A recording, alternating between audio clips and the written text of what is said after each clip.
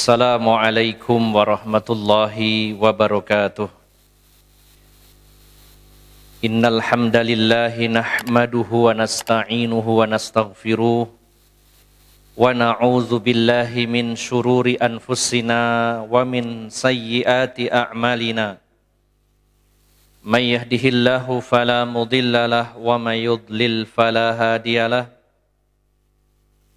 Ashhadu an la ilaha illallah wahdahu la syarika lah wa ashhadu anna Muhammadan abduhu wa rasuluhu la nabiyya ba'dah. Sallallahu alaihi wa ala alihi wa ashabihi wa tabi'in wa tabi'it tabi'in wa man tabi'ahum bi ihsanin ila yaumiddin. Ya ayyuhalladzina amanu taqullaha haqqa tuqatih wa la tamutunna illa wa antum muslimun.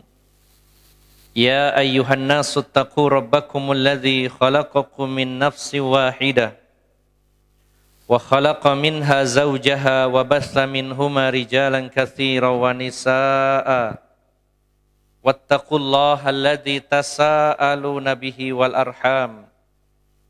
Innallaha kana 'alaikum raqiba. Ya ayyuhalladzina amanu taqullaha wa qulu qawlan sadida. Yuslih lakum a'malakum wa yaghfir lakum dzunubakum. Wa man yuti'illaha wa rasulahu faqad faza fawzan 'azima, amma ba'd. Fa inna asdaqal hadithi kitabullah wa khairal hadyi hadiyu Muhammadin sallallahu alaihi wasallam wa syarrul umuri muhdatsatuha fa inna kulla muhdatsatin bid'ah wa kulla bid'atin dhalalah wa kulla dhalalatin finnar. Bapak-bapak dan ibu-ibu, saudara-saudari jamaah Mushola Al-Muhajirin yang dirahmati Allah Subhanahu wa taala. Rasa syukur yang sebesar-besarnya kita panjatkan kehadirat Allah Subhanahu wa taala. Alhamdulillah, pada malam hari ini tentunya atas pertolongan Allah yang telah menggerakkan hati kita, memudahkan perjalanan kita untuk menuju tempat ini. Maka semua ini adalah karunia dan anugerah dari Allah Subhanahu wa taala. Sesungguhnya kita hadir ke tempat ini bersama-sama dalam rangka mencari obat. Ya, salah satunya mencari obat. Bukan obat kimia ataupun herbal yang kita cari, tetapi obat yang kita cari di tempat ini adalah obat dari kejahilan dalam urusan agama. Karena ketidaktahuan dalam urusan agama disebut oleh Rasulullah SAW sebagai penyakit. Bagaimana Imam Ibnul Qayyim Al-Jauziyah rahimahullah dalam kitabnya Ad-Da'u wad-Dawa, penyakit dan obat. Di awal kitab beliau membawakan beberapa hadis Nabi SAW. Salah satunya hadis yang diriwayatkan oleh Imam Abu Dawud dari Jabir bin Abdillah. Beliau bercerita, sahabat Jabir bin Abdillah bercerita, kami pernah keluar bersama-sama dalam sebuah perjalanan, di mana Rasulullah tidak ikut dalam perjalanan tersebut. Kemudian ada salah satu di antara kami yang tertimpa musibah, yaitu kepalanya terluka karena kena jatuhan batu atau batu jatuh kena kepalanya. Sehingga kepalanya terluka, mungkin bahasa kitanya bocor, dengan luka yang cukup parah. Kemudian lelaki ini yang tertimpa batu di kepalanya dan luka parah, tidur lalu ihtilam, yaitu mimpi basah, yang mewajibkan dirinya harus mandi besar atau mandi janabat sebenarnya. ketika dia bangun bertanya kepada teman-temannya, apakah saya mendapatkan keringanan atau rukhsah untuk bertayamum karena kepala saya terluka? Kalau kena air, kemungkinannya akan semakin parah.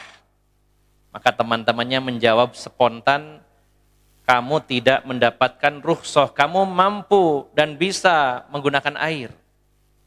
Maka lelaki ini akhirnya mandi keramas sehingga air mengenai lukanya dan semakin parah dan akhirnya meninggal dunia. Ketika pulang rombongan ini melaporkan kepada Rasulullah SAW dan Rasulullah marah.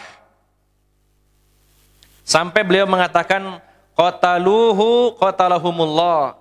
Mereka telah membunuhnya, semoga Allah membunuh mereka. Rasulullah sampai mengatakan demikian. Qataluhu qatalahumullah. Nah, maka ketika itu Rasulullah mengatakan bahwasanya innal jahla, sesungguhnya kebodohan, yaitu beliau mengatakan dawaun, innal jahla daun wa shifa'uhu as-su'al. Kata Rasulullah, sesungguhnya kebodohan dalam urusan agama itu adalah penyakit. Dan obatnya adalah as-su'al, yaitu bertanya, yaitu belajar agama. Maka Bapak Ibu jamaah sekalian yang dimuliakan Allah Subhanahu wa taala, bila kita menyadari diri kita masing-masing ini masih bodoh dalam urusan agama, terutama saya, maka kalau kita merasa dan mengakui saya masih bodoh, masih banyak hal yang belum saya ilmui, berarti saya masih punya penyakit yang harus saya obati. Sebagaimana kalau kita sakit yang lainnya. Maka Bapak Ibu jamaah sekalian yang dimuliakan Allah Subhanahu wa taala, kesadaran kita terhadap diri ini bahwa diri ini masih bodoh, masih banyak ilmu yang belum saya pahami. Masih banyak pertanyaan-pertanyaan di seputar di kepala kita ini tentang agama ini. Masih banyak subhat-subhat tersebar yang belum bisa saya jawab. Berarti kita masih jahil dalam urusan agama ini, dan berarti kita masih punya penyakit. Dan itu harus dicarikan obatnya. Dan obatnya adalah salah satunya hadir di majelis ilmu. Maka bisa kita sampaikan kepada orang ketika ditanya, mau kemana? Mau nyari obat. Kemana? Ke Al-Muhajirin. Oh, emangnya berubah jadi apotik? Bukan. Karena saya merasa saya masih jahil, masih banyak hal yang belum saya ketahui, dan itu kata Rasulullah penyakit, dan saya harus cari obatnya. Maka Bapak Ibu jamaah sekalian yang dimuliakan Allah Subhanahu wa taala, terutama berkaitan dengan masalah pembahasan sifat-sifat Allah, ini luar biasa. Pada hari ini subhat-subhat begitu gencar. Saya sampai heran ya. Tidak sebagaimana tahun-tahun sebelumnya. Ya. Di mana kalau tahun-tahun sebelumnya, apalagi dengan semakin majunya teknologi informatika, adanya sosial media, maka orang-orang yang mungkin ya dianggap mereka adalah tokoh-tokohnya, mungkin mereka yang mungkin jebolan-jebolan dari S1, S2, S3, tapi mengusung subhat-subhat, ini pada hari ini benar-benar mereka bersemangat secara masif, ya, secara istiqomah mereka menyebarkan subhat-subhat di tengah masyarakat kita melalui sosial media. Terutama bab yang berkaitan dengan masalah sifat-sifat Allah Subhanahu wa taala. Dan yang paling tren atau yang paling populer yaitu tuduhan kepada kaum Salafi, Wahabi, itu adalah kelompok Mujassimah yang memfisikkan, menjisimkan Allah Subhanahu wa taala. Dan berbagai macam syubhat, Masya Allah kalau saya simak, maka luar biasa ilmu tentang ini benar-benar harus kita perdalam. Dan pada faktanya pelajaran tentang asma wa sifat ini di tengah-tengah kita masih sangat minim, hanya baru permukaan. Terutama bagi saya masih sedikit ya yang kita pahami dari bab ini. Ya. Bila mencermati omongan dari netizen yang umum ya, dalam arti orang-orang awam ini, maka tidak akan ada habisnya, sehingga sebaiknya kita hindari. Dan bila itu adalah tulisan atau video yang berisi syubhat, maka tentu orang-orang yang berilmu yang bisa membantahnya. Ya. Saya pribadi ini mungkin karena kelemahan dan kurangnya ilmu saya, ketika membaca syubhat-syubhat mereka itu, untuk membantahnya butuh waktu, mencari referensi. Ya. Adapun kalau omongan dari netizen yang ya mungkin sebagai supporter saja, itu kalau ditanggapi nggak ada selesainya. Saya sempat mencoba menjawab satu tulisan dari netizen, yaitu kurang lebih 3 minggu yang lalu, sampai hari ini notifikasinya masih muncul terus, malas buka gitu. Nggak selesai, padahal saya nggak komentari apapun. Cuma nulis satu kata, itu sampai berminggu-minggu masih ada yang membantah terus. Akhirnya sudahlah, mungkin kita habiskan waktu yang lain saja untuk belajar agama. Adapun kalau tulisan-tulisan dari tokoh-tokoh mereka, sebisa mungkin memang kita bantah, namun itu juga dengan keterbatasan, tidak semuanya bisa kita bantah. Nah, maka dari itu Bapak Ibu jamaah sekalian, mari kita bersama-sama belajar kitab Al-Aqidatul Wasithiyah. Ini notabene isinya membahas tentang sifat-sifat Allah Subhanahu wa taala yang ditulis oleh Syekhul Islam Ibnu Taimiyah rahimahullah, kemudian disyarah oleh para ulama-ulama setelahnya. Baik Bapak Ibu jamaah sekalian, kita akan mulai karena pada pertemuan yang lalu baru membahas secara global, terutama membahas tentang nama kitab kemudian juga penulisnya. Maka kita mulai pada malam hari ini untuk membahas kitab ini. Saya lompati untuk mukadimahnya, namun tetap saya bacakan. Bismillahirrahmanirrahim. Qaulul muallifi rahimahullah. Bismillahirrahmanirrahim. Alhamdulillahilladzi arsala rasulahu bil huda wa dinil haq liyudhhirahu 'alad dini kullihi wa kafa billahi syahida wa asyhadu an la ilaha illallah wahdahu la syarikalah iqraran bihi wa tauhida wa asyhadu anna Muhammadan abduhu wa rasuluhu sallallahu alaihi wa ala alihi wa sahbihi wa sallama taslima. Ini mukadimah yang singkat dari Syekhul Islam Ibnu Taimiyah.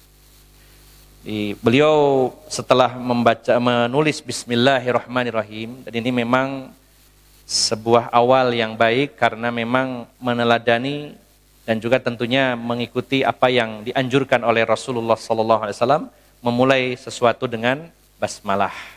Sebagaimana Rasulullah telah bersabda, kullu amrin dzibalin la yubda'u bi basmalah atau bi bismillah fahuwa aqta atau abtar, ya. Segala sesuatu yang tidak dimulai dengan basmalah atau bismillah, maka dia terputus. Kemudian beliau memuji Allah Subhanahu wa taala, segala puji bagi Allah yang telah mengutus Rasulnya dengan membawa petunjuk dan agama yang benar untuk mengalahkan seluruh agama, ya.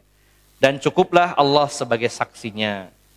Dan aku bersaksi bahwasannya tidak ada sembahan yang hak kecuali Allah, yang Maha Esa, yang Maha Tunggal, tidak ada sekutu baginya. Ya. Dan juga ikrar, artinya ikrar itu mengikrarkan, menetapkan, ya, wa tauhidan, dan mentauhidkannya.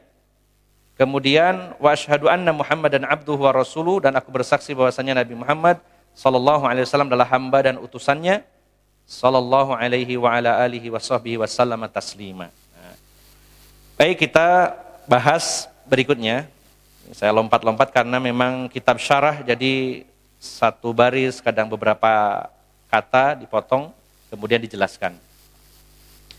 Qauluhu, karena ini syarah yang ditulis oleh Syekh Muhammad bin Shalih Al-Utsaimin, sehingga beliau selalu mengutip ya dengan perkataan qauluhu, artinya perkataan atau tulisan dari Ibnu Taimiyah.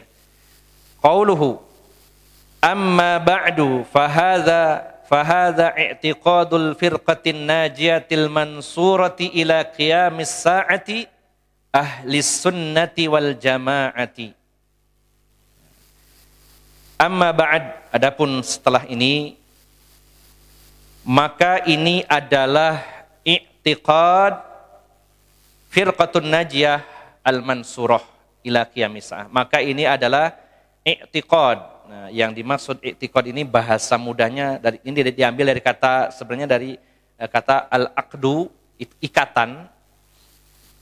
Namun menggunakan wazan iftial sehingga secara bahasa artinya ar-rabtu wasyud atau wasyaddu atau wasyud ya, yaitu ikatan. Jadi yang dimaksud secara bahasa ikatan di sini bahasa mudahnya adalah keyakinan ya, kepercayaan.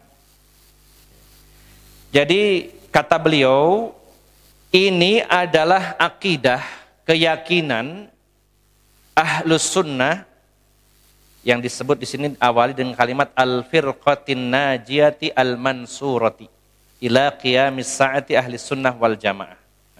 Saya putus dulu sampai di sini, kita penggal, kita bahas. Bapak Ibu jamaah sekalian yang dimuliakan Allah Subhanahu wa taala, di awal sudah saya sampaikan bahwa al-aqidatul wasitiyah, akidah wasitiyah artinya akidah pertengahan, yaitu akidahnya Ahlus Sunnah wal Jamaah. Maka di awal kitab pun dalam mukadimah ini beliau mengatakan ini adalah i'tiqad firqatin najiyah.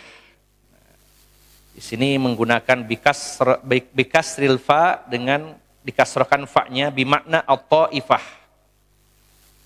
Nah, kalau kata pakai firqah ini namanya artinya adalah taifah, kelompok. Nah, adapun kalau didomahkan wa ammal furqah bidham fahiya ma'khudatun minal iftiraq. Adapun kalau furqah ya, yaitu dengan dhamma, maka diambil dari kata iftiraq, yaitu perpecahan. Jadi furqah adalah pecahan ya. Tapi di sini beliau menggunakan kasrah, jadi firqah, yaitu kelompok. Maka al-firqati di sini fahadha i'tiqadul firqatin najiyati. Firqah di sini adalah kelompok. Kemudian an-najiyah ismun fa'il min naja ya idza salima. Najiyatun fid dunya minal bid'ah salimatun minha wa najiyatun fil akhirati minan nar. Najiyah isim fa'il. Jadi kata benda ya, kata benda yang diambil dari fa'il, yaitu fa'il itu pelaku. Jadi intinya ya, ini kalau didetailkan bahasa Arab isim fa'il berarti kata benda yang diambil dari kata fa'il, yaitu pelaku. Najiyah. Yaitu dari kata naja, artinya selamat, idza salima, ketika selamat. Selamat di dunia dari bid'ah dan selamat di akhirat dari api neraka. Nah, kata najiyah ini yang sering kita dengar firqatun najiyah. Sebenarnya di dalam hadis Nabi tidak disebutkan secara langsung Rasulullah mengatakan firqatun najiyah, tidak seperti itu. Jadi penyebutan atau penamaan ini diambil dari tanda atau ciri yang ada dalam diri kelompok tersebut. Nah, hal ini diambil dari hadis Nabi yang diriwayatkan Imam Tirmizi, Imam Hakim dari Abdullah bin Amr, yaitu Rasulullah sallallahu alaihi wasallam bersabda, "Sataftariqu hadhil ummati ala 73 firqah. Kulluha finnar illa wahidah." Dan umat ini akan terpecah menjadi 73 kelompok. Seluruhnya masuk neraka kecuali satu kelompok. Qalu, para sahabat bertanya, man hiya ya Rasulullah? Siapa mereka ini yang satu kelompok ini wahai Rasulullah? Maka beliau bersabda, man kana ala mislima ana alaihi wa ashabi. Yaitu siapa saja yang seperti saya di atasnya dan para sahabatku. Siapapun yang seperti saya dan sahabat-sahabat saya berada di atasnya. Nah, maka Bapak Ibu jamaah sekalian, di sini tidak ada kata-kata firqatun najiyah Akan tetapi Rasulullah menjelaskan bahwa umat Islam, umat ini akan terpecah jadi 73, seluruhnya tidak selamat kecuali satu. Nah, jadi yang selamat cuma satu. Nah, yang sisanya tidak selamat. Maka yang selamat, kelompok yang selamat ini, kalau dibahasakan, diistilahkan jadi kelompok yang selamat yaitu firqatun najiyah. Maka istilah ini diambil dari tanda atau keadaan yang dialami oleh kelompok tersebut. Bukan Rasulullah sendiri yang menyebutkan secara langsung firqatun najiyah. Hadzal haditsu yubayyinu lana makna an-najiyatu faman kana ala misli ma alaihi nabi sallallahu alaihi wasallam wa ashabihi fahuwa najin minal bid'ah. Wa kulluhu finnar wa kullaha finnar illa wahidah idzan hiya najiyatun minan nar. Fan najatu huna minal bid'i fid dunya wa minan nari fil akhirah. Nah, jadi maksudnya an-najiyah ini, penjelasan tentang hadis ini tentang makna najiyah, yaitu siapapun yang seperti Nabi SAW dan para sahabatnya. Atau siapapun yang berada di jalan yang pernah ditempuh oleh Rasulullah dan para sahabat. Siapapun yang seperti Nabi dan para sahabat. Sehingga Bapak Ibu jamaah sekalian yang dimuliakan Allah Subhanahu wa taala, tugas kita adalah memiripkan, bahkan menyamakan, dalam arti menyamakan di sini dalam masalah agama.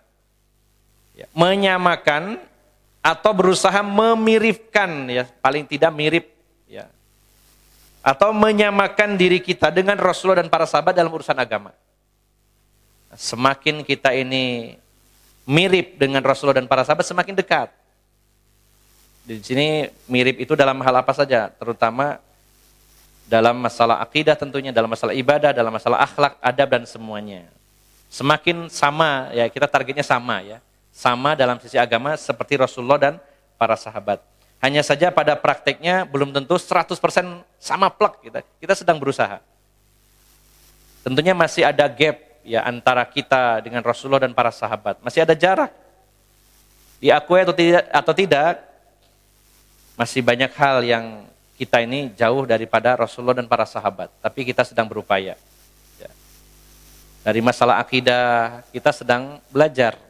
Gimana caranya supaya akidah kita sama persis dengan akidahnya Rasulullah dan para sahabat. Dari segi ibadah, kita berupaya supaya ibadah kita sama persis dengan Rasulullah dan para sahabat. Walaupun faktanya masih banyak kekurangan di sana-sini.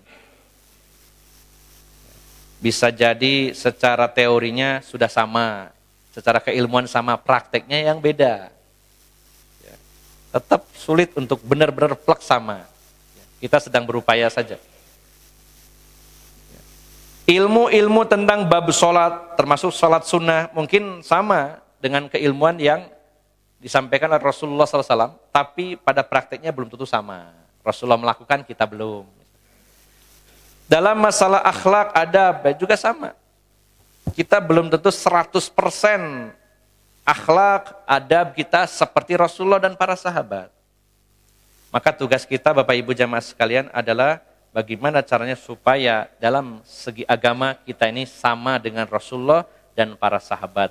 Dan pencapaiannya sejauh mana kita mudah-mudahan ya, kita berusaha, mudah-mudahan Allah Subhanahu wa taala memberikan kemudahan dan pertolongan kepada kita semuanya.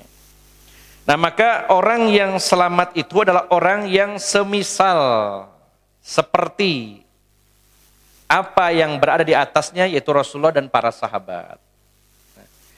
Dan yang dimaksud najin atau selamat di sini, najiyah di sini adalah najin fahuwa najin minal bid'ah. Selamat dari bid'ah-bid'ah. Dan juga selamat dari api neraka. Sehingga yang dimaksud firqatun najiyah adalah kelompok yang selamat dari segala jenis bid'ah, kemudian selamat di akhirat dari api neraka. Di dunia dan akhirat dia selamat. Dan juga di sini beliau menyebut al-mansurati, yang ditolong. kelompok yang ditolong ila qiyamis sa'ah. Maka ini juga tidak disebutkan dalam hadis Nabi secara langsung Taifah al-Mansurah, seperti itu tidak. Rasulullah tidak mengatakan bahwa kelompok yang selamat yang satu itu disebut firqatun najiyah, disebut Taifah al-Mansurah, atau disebut secara lengkap Ahlus Sunnah wal Jamaah. Nama-nama itu diambil dari ciri-ciri, tanda-tanda, indikator-indikator yang ada dalam satu kelompok yang sesuai dengan yang disabdakan Rasulullah SAW. Jadi penamaan ini mempermudah. Nah, sekarang Al-Mansurah, yang kelompok yang ditolong itu, ini berdasarkan hadis Nabi SAW yang diriwayatkan Imam Bukhari dan Imam Muslim dari Mughirah bin Syu'bah.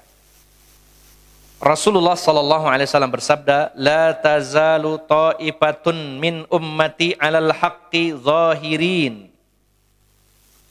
Tidak henti-hentinya akan ada senantiasa satu kelompok dari umatku yang berada di atas kebenaran, zahirina, nampak, jelas, ya, tegar, tegas di atas kebenaran. Dan ini disebutkan ila qiyamis sa'ah, sampai hari kiamat. Nah, ada kata la tazalu ta'ifatun, ya, tidak henti-hentinya, akan selalu ada ta'ifah, kelompok, min ummati, dari umatku, alal haqqi dhahirina. Nah, dalam teks hadis lainnya yang lebih lengkapnya itu, selain ada kalimat dhahirina, ada kalimat mansurina, ditolong oleh Allah Subhanahu wa ta'ala. Dan juga ada kalimat dalam hadis yang lain, la yadurruhum man khadalahum hatta ya'tiya amrullah. Akan senantiasa ada di antara umatku ini sekelompok orang yang nampak jelas, tegar, tegas dalam kebenaran, dan mereka akan ditolong oleh Allah Subhanahu wa ta'ala, dan tidak akan pernah membahayakan siapapun yang merendahkan, memusuhi mereka sampai datang perkara dari Allah Subhanahu wa ta'ala. Bapak Ibu yang dimuliakan Allah Subhanahu wa ta'ala, maka istilah lain dari kelompok yang selamat ini adalah Taifah al-Mansurah. Jadi Ibnu Taimiyah mengatakan di sini, ini maksudnya yang akan dibahas nanti dalam kitab ini adalah i'tiqad, keyakinan firqatin najiyah, Taifah al-Mansurah, dan Ahlus Sunnah wal Jamaah. Itu adalah kelompok yang sama, hanya istilah. Istilah bisa berubah, bisa setiap waktu pun bisa berganti nama, tapi isinya tidak berubah.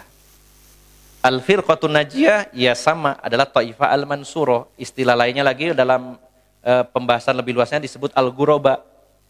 Kemudian disebut Ahlus Sunnah, disebut Al-Jamaah, Ahlus Sunnah wal Jamaah, Salafiyah, dan sebagainya terus. Maka nama-nama itu bisa nama apa saja, yang bisa jadi nama itu langsung disebutkan Rasulullah, atau memang hanya disebutkan ciri-cirinya saja lalu disimpulkan sebuah nama. Nah, Bapak Ibu jamaah sekalian yang dimuliakan Allah Subhanahu wa ta'ala, gambarannya adalah, kata beliau, kata Ibnu Taimiyah, ini, kitab ini nantinya kita akan membahas tentang akidah, tentang i'tiqad Ahlus Sunnah wal Jamaah, yang diistilahkan Firqatun Najiyah, Taifah al-Mansurah. Kemudian saya tambahkan di sini ada kalimat ila qiyamis sa'ah. Kalau kita perhatikan dalam hadisnya, la tazalu, kata-kata la tazalu itu artinya tidak henti-hentinya atau senantiasa ada. Atau bahasa kitanya mudahnya akan selalu ada. Sampai kapan? Nah, ini ada muncul pertanyaan. Sampai hari kiamat. Nah, ini bila tidak dijelaskan nanti salah paham, karena seolah-olah akan berbenturan dengan hadis lain. Bukankah Rasulullah SAW telah menyatakan bahwa nanti orang-orang yang mengalami kiamat kubro adalah orang yang terburuk yang pernah Allah ciptakan. Rasulullah menyatakan, wa yabqa syirarun nasi, dan tersisalah seburuk-buruk manusia, fa'alaihim taqumus sa'ah, maka kepada mereka ditimpakan kiamat besar.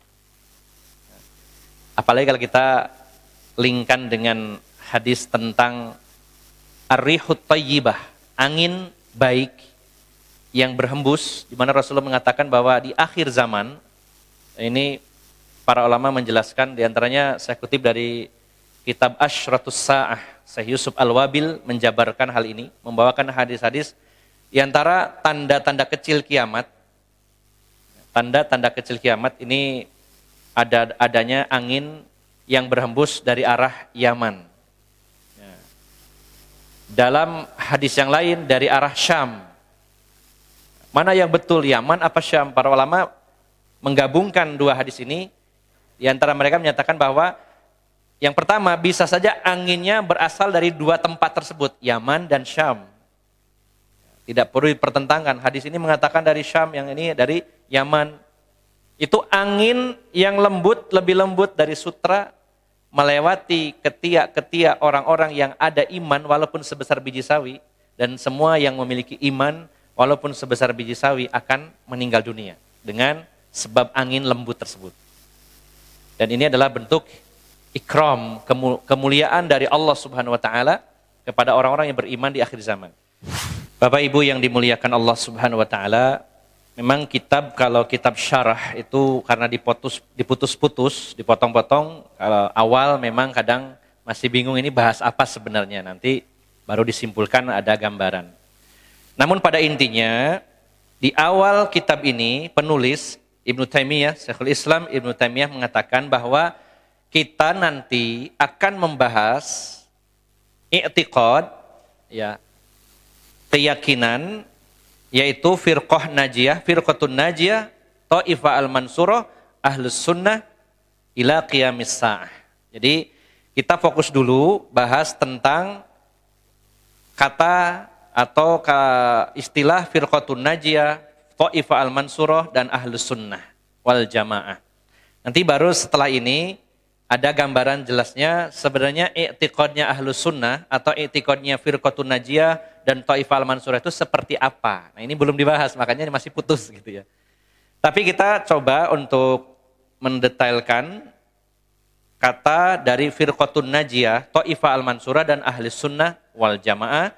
Kemudian ada kata ila qiyamis sa'ah.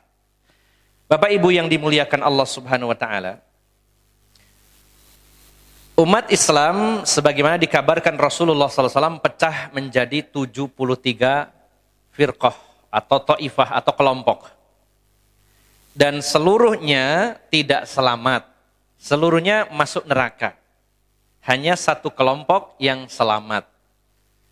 Nah, satu kelompok inilah yang diinginkan oleh seluruh kaum muslimin dari dulu sampai hari ini, sampai hari kiamat. Dan satu kelompok inilah yang seluruh muslimin mengatakan bahwa sayalah atau kamilah kelompok tersebut. Ya, semua orang mengatakan demikian.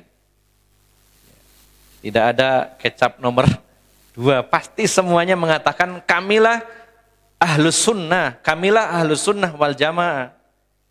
Yang paling populer adalah ahlus sunnah wal jamaah. Tapi jarang yang membahasnya, mengatakannya firqatun najiyah atau Thaifah al-mansurah atau al-ghuraba dan lain-lainnya. Terutama di masyarakat kita yang paling populer adalah ahlus sunnah wal jamaah, sampai disingkat aswaja gitu ya. Maka Bapak Ibu jamaah sekalian yang dimuliakan Allah Subhanahu wa taala, satu kelompok itu Rasulullah tidak merinci penamaannya. Oh, kalau satu kelompok itu namanya firqatun najiyah. Oh, namanya Thaifah al-mansurah. Namanya ahlus sunnah wal jamaah. Rasulullah yang menyebut nama cuma mengatakan al-jamaah dalam hadis yang lain. Hiya al-jamaah.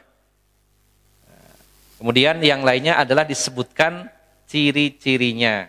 Di antaranya beliau menyatakan mansurina, mereka ditolong. Ya. La tazalu ta'ifatun min ummati zahirina alal haqqi mansurina.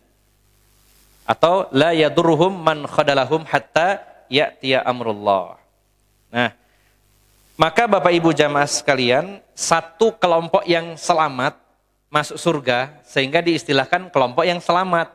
Namanya adalah firqatun najiyah.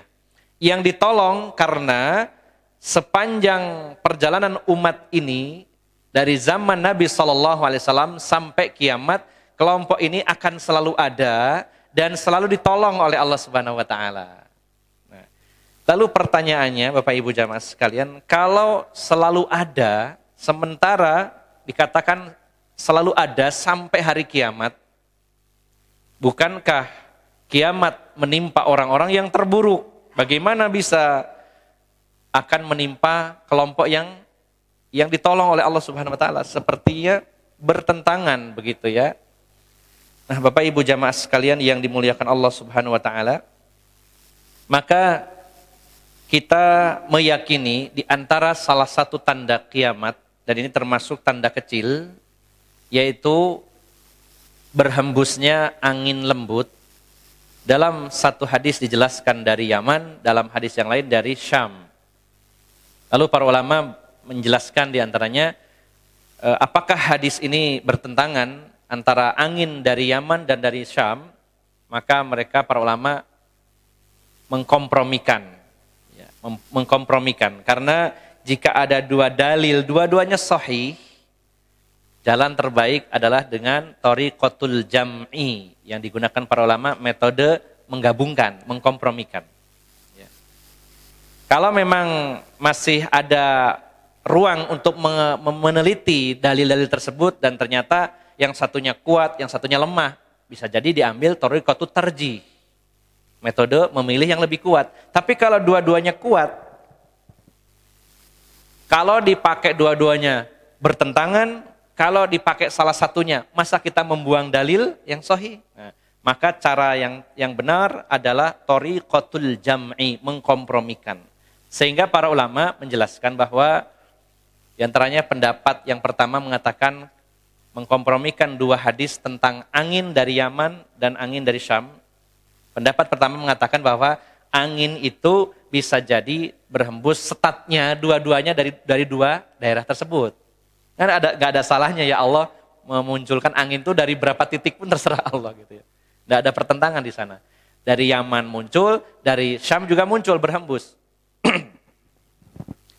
Pendapat yang kedua, mereka mengatakan bahwa bisa jadi berhembusnya dari Yaman, setatnya finishnya di Syam.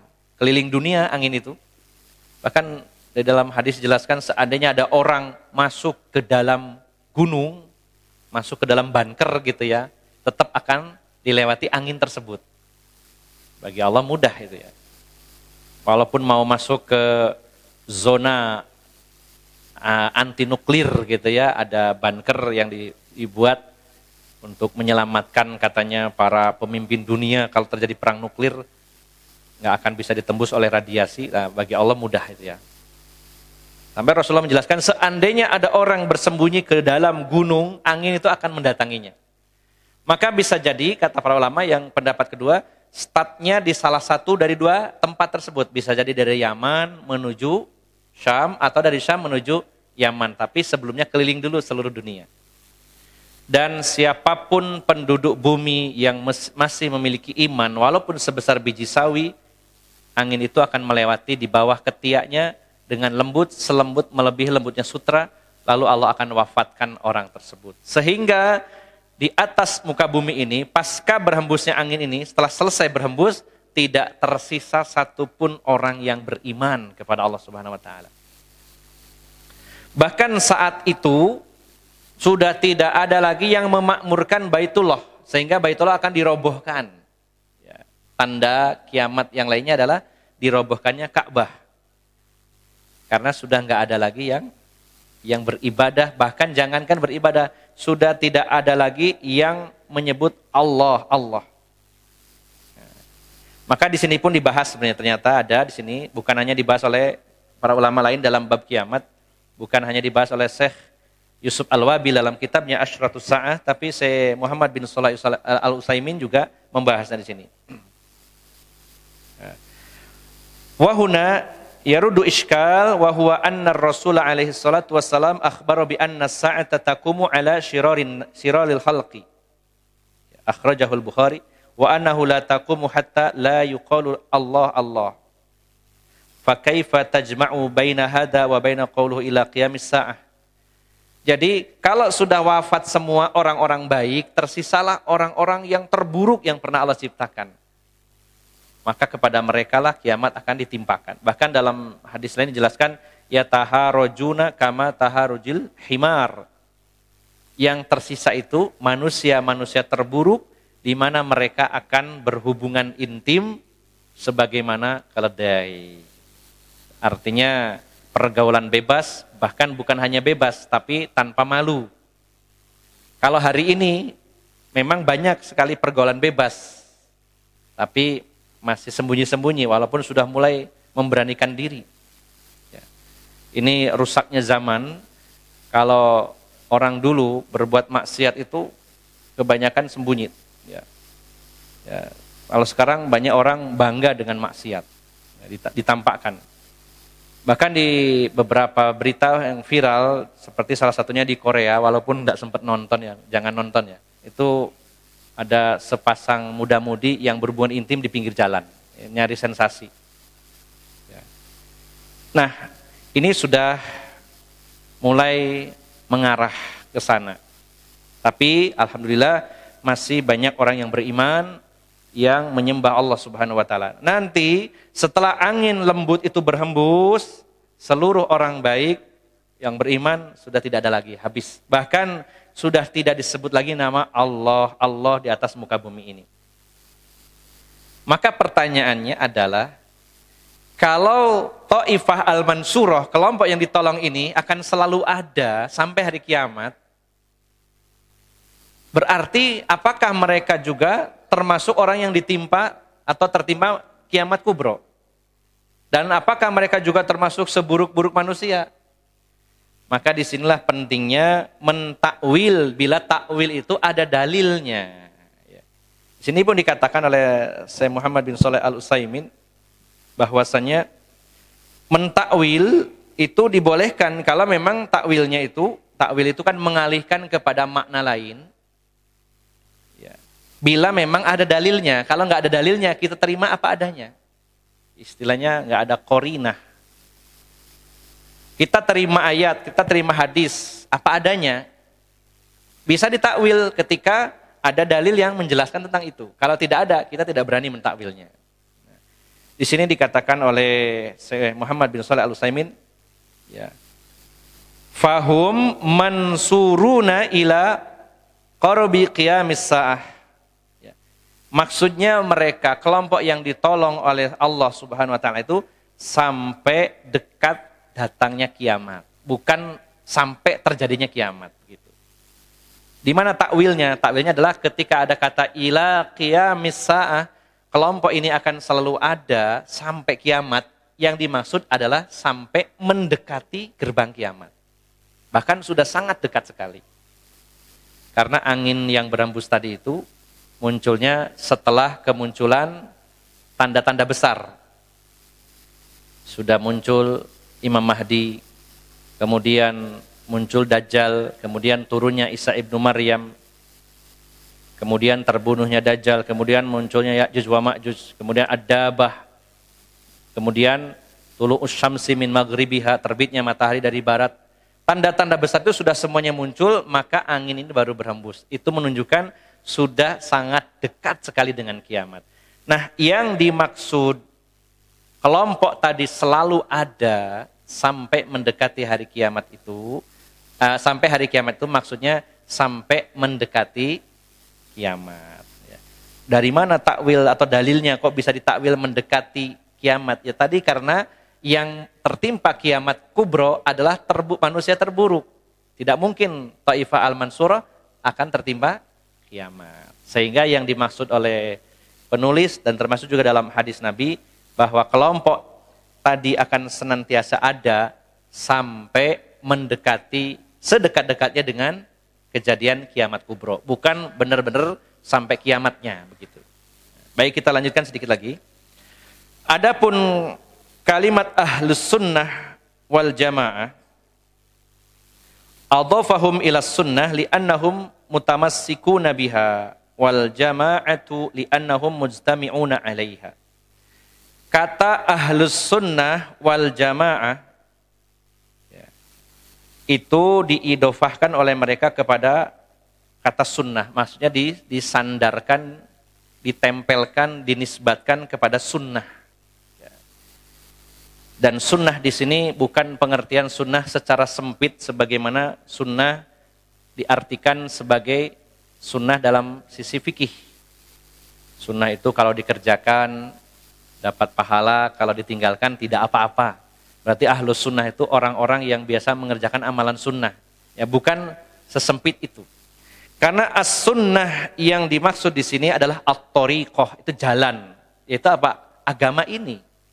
As-sunnah yang dimaksud di sini adalah ajaran Rasulullah Muhammad SAW secara keseluruhan, yaitu Al-Quran dan Sunnah.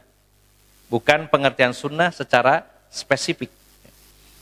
Maka mereka disebut ahlus sunnah karena dinisbatkan, disandarkan kepada sunnah. Dan disebut jamaah karena mereka bersatu, berkumpul di atas sunnah tersebut. Nah, Bapak Ibu jamaah sekalian yang dimuliakan Allah Subhanahu wa taala, istilah ahlus sunnah wal jamaah ini baru populer setelah munculnya sekte-sekte sesat dalam Islam. Di zaman Nabi SAW tidak dikenal istilah ahlus sunnah, yang ini ahlus sunnah, yang ini bukan, tidak ada. Dan ini sampai hari ini syubhat tentang hal ini masih sangat santer. Ya. Ketika saya pernah juga mengaji dalam satu kelompok, ini sampai 6 tahun, mereka berdalil bahwa kita harus menyandarkan penamaan itu kepada Islam.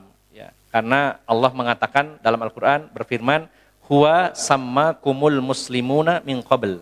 Dialah Allah yang menamai kalian muslim. Jadi kalau ditanya, sampean agamanya apa? Islam. Islam mana? Kelompok mana? Ya muslim pokoknya. Loh, kan ada ahlu sunnah, ada khawarij, ada syiah. Loh, pokoknya muslim. Kan Allah telah berfirman, huwa sammakumul muslimuna min qabl. Bukankah Allah telah menamakan kalian itu muslim? Jadi tidak usah nama yang lain, kata mereka. Begitu.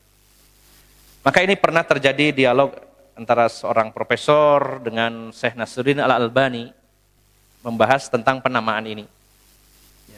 Beliau mengatakan bahwa ayat tersebut memang Allah namakan kalian muslim itu ketika di zaman Nabi SAW belum munculnya firqah-firqah sesat. Tidak dibutuhkan nama ahlus sunnah di sana. Baru dikenalkan oleh Abdullah bin Abbas setelah munculnya firqah-firqah sesat, supaya membedakan ini ahlus sunnah yang sesuai dengan ajaran Rasulullah, ini yang bukan.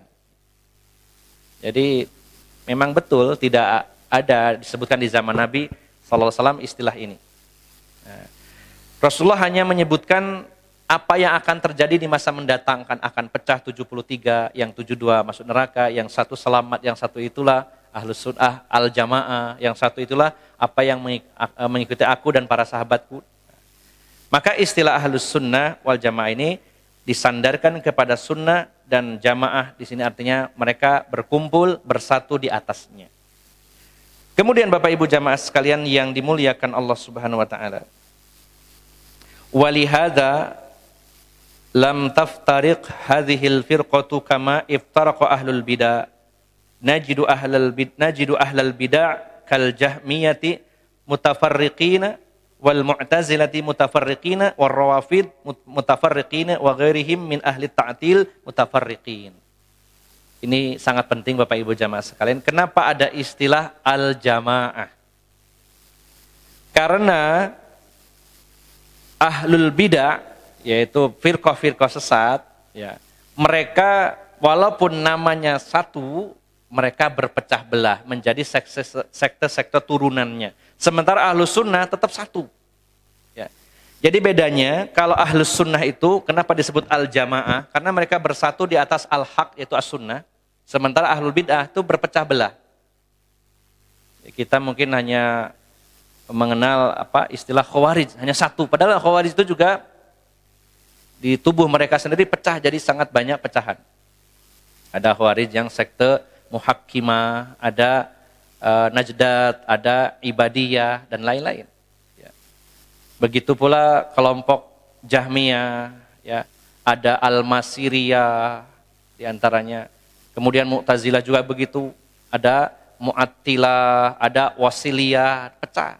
Begitu pula Syiah, ada Syiah Gulat, ada Syiah Zaidiyah, ada Rafidhah atau Syiah Imamiyah. Kemudian ada Zaidiyah, Hausiyah, Nusairiyah, dan seterusnya. Satu kelompok saja pecahannya jadi banyak. Sementara Ahlus Sunnah tetap satu.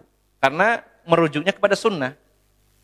Sementara firqah-firqah itu tadi ada yang penamaannya merujuk kepada pemimpinnya, terutama pemimpinnya. Atau kepada pemahaman yang diusungnya. Contohnya Jahmiyah. Pengikut Jaham bin Safwan. Di mana Jaham bin Safwan ini mempopulerkan ajaran yang diajarkan oleh Ja'ad bin Dirham. Sebenarnya pencetus ajarannya adalah Ja'ad bin Dirham. Dan Ja'ad bin Dirham ini berguru kepada namanya Aban bin Sam'an. Kemudian Aban bin Sam'an berguru kepada seseorang bernama Talut, bukan Talut raja ya, ini nama Talut. Dan Talut ini berguru kepada Labid bin Al-Aqsam Al-Makhzumi. Dan Labid Al-Aqsam ini adalah yang menyihir Rasulullah SAW. Jadi sebenarnya ajaran Jahmiyah itu bermula dari orang-orang Yahudi juga. Sebagaimana Khawarij yang dihembuskan oleh Abdullah bin Saba dan juga Syiah.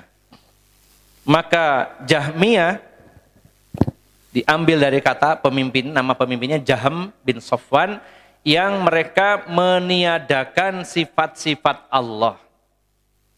Yang mempopulerkannya Jaham bin Safwan, tapi pencetusnya adalah Ja'ad bin Dirham. Nah, barulah setelah itu salah satu murid dari Imam Hasan Basri di Irak. Awalnya dia murid dari Imam Hasan Basri yang bernama Wasil bin Atha. Kemudian menyimpang dan bertentangan dengan apa yang diajarkan gurunya, yaitu Imam Hasan Basri, seorang tabi'in. Kemudian di Irak, di Masjid Irak, dia membuat halakoh yang memisahkan diri dari halakohnya Imam Hasan Basri. Maka memisahkan diri ini istilahnya adalah i'tizal, dan orangnya adalah Mu'tazil, sehingga kelompoknya disebut Mu'tazilah. Maka Mu'tazilah ini dicetuskan oleh Wasil bin Atha, dan salah satu ajarannya juga mengadopsi dari Jahmiyah. Jadi terus begitu. Maka kelompok-kelompok menyimpang ini menisbatkan dirinya kadang kepada ketuanya, pendirinya, kadang kepada perbuatannya. Ya. Tetapi kalau Ahlus Sunnah disandarkannya kepada sunnah. Jadi dari penamaan saja sudah bisa kita mengukur bahwa Ahlus Sunnah merujuknya kepada sunnah. Menisbatkan dirinya, menyandarkan dirinya kepada sunnah. Tidak sebagaimana kelompok-kelompok yang menyimpang tersebut.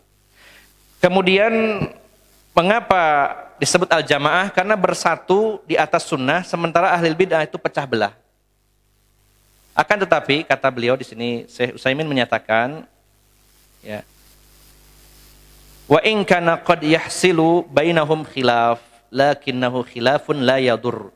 Kalau di ahli sunnah tidak ada pecahan-pecahannya, yang ada adalah hanya masalah khilaf saja, khilafiyah, yang itu tidak membahayakan mereka.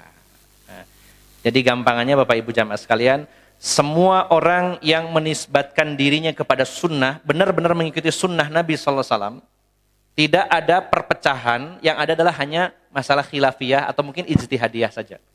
Sehingga kalau ada orang yang berbeda dengan akidah manhaj Ahlus Sunnah, berarti di luar Ahlus Sunnah. Gampangnya begitu. Nah, di akhir penjelasan ini Syekh Utsaimin mengatakan bahwa sebagian orang ada yang menjelaskan, meyakini bahwa Ahlus Sunnah itu ada 3 kelompok pecahan. Nyatanya beliau menyatakan. Di antara pecahannya itu adalah, mereka mengatakan, inna ahlas sunnati wal jama'ati salasatun, salafiyun wa asy'ariyun wa maturidiyun, fahadha khata'un. Ya. kaifa yakunul al-jami'u kaifa yakunul jam'u ahli sunnah wa hum mukhtalifun. Ya. Maka kata pensyarah kitab ini, ada di antara orang yang meyakini, mengatakan bahwa ahlus sunnah itu pecah jadi 3 kelompok, yaitu salafiyun, kemudian asy'ariyun, dan maturidiyun.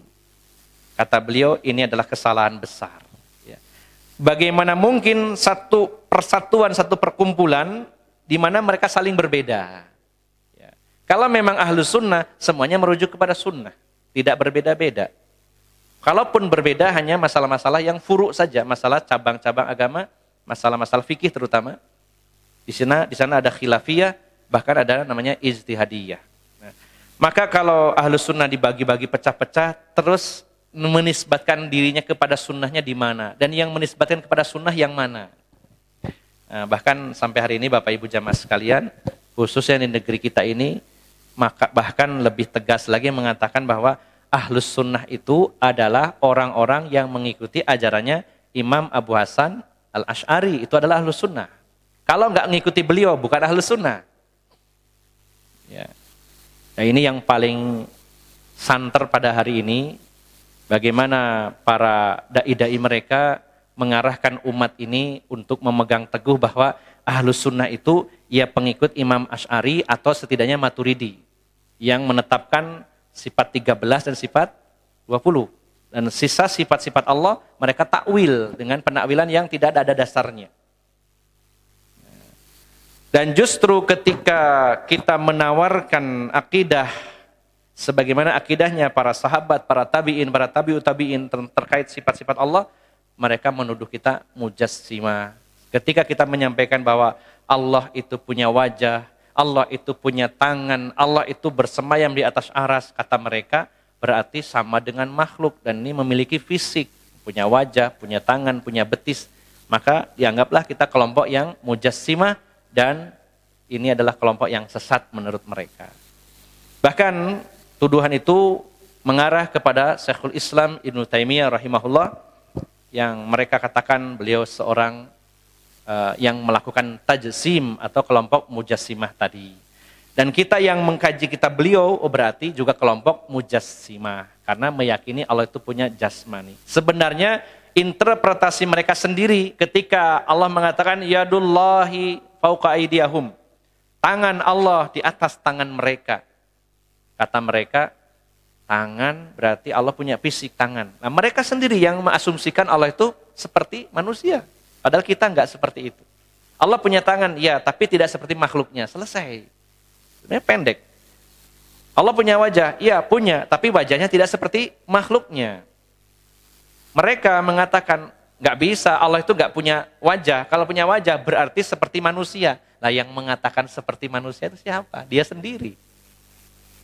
Nah, maka Bapak Ibu jamaah sekalian nanti insya Allah akan lebih detail setelah ini membahas tentang akidah Ahlussunnah tentang sifat ini lebih rinci lagi. Ini baru penyampaian seputar istilah firqatun najiyah, kemudian Thaifah al-Mansurah dan Ahlussunnah wal Jamaah.